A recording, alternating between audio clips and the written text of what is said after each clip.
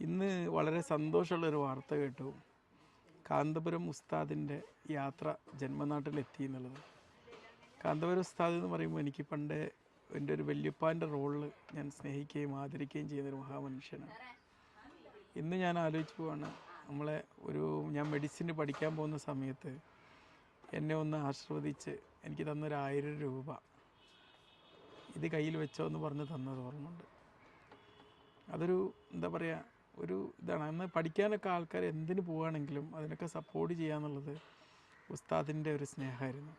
അതിൽ ജാതി മത അങ്ങനത്തെ ഇതൊന്നുമില്ല. എല്ലാവരെയും സ്നേഹിക്കും. എല്ലാവരും കാരുണ്യത്തിൻ്റെയും സ്നേഹത്തിൻ്റെയും സൗഹൃദത്തിൻ്റെയും ഒരു കേരളം കെട്ടിപ്പടുത്തുക തീർച്ചയായിട്ടും ഇതുപോലുള്ള യാത്രകൾ ആവശ്യമാണ്. മനുഷ്യരെ തമ്മിലടിപ്പിക്കാൻ ഒരുപാട് പേരുണ്ടാവും, പക്ഷേ യോജിപ്പിക്കാൻ വളരെ കുറച്ച് പേരേ ഉണ്ടാവുള്ളൂ. യോജിപ്പിക്കാനും ഒരുമിച്ചും നമുക്കെല്ലാവർക്കും ഒത്തൊരുമിച്ച് പോവേണ്ട ഒരുപാട് കാര്യങ്ങളുണ്ടാവുമ്പം പരസ്പരം തർക്കിച്ചും പരസ്പരം കുറ്റപ്പെടുത്തിയും ഒക്കെ ജീവിതം കഴിഞ്ഞു പോകുമ്പം ഇതുപോലുള്ള യാത്രകൾ മനുഷ്യർക്കിടയിൽ ഐക്യവും സ്നേഹവും സാഹോദര്യവും ഊട്ടി വളർത്താൻ വളരെ സഹായിക്കുമെന്നുള്ളതാണ്.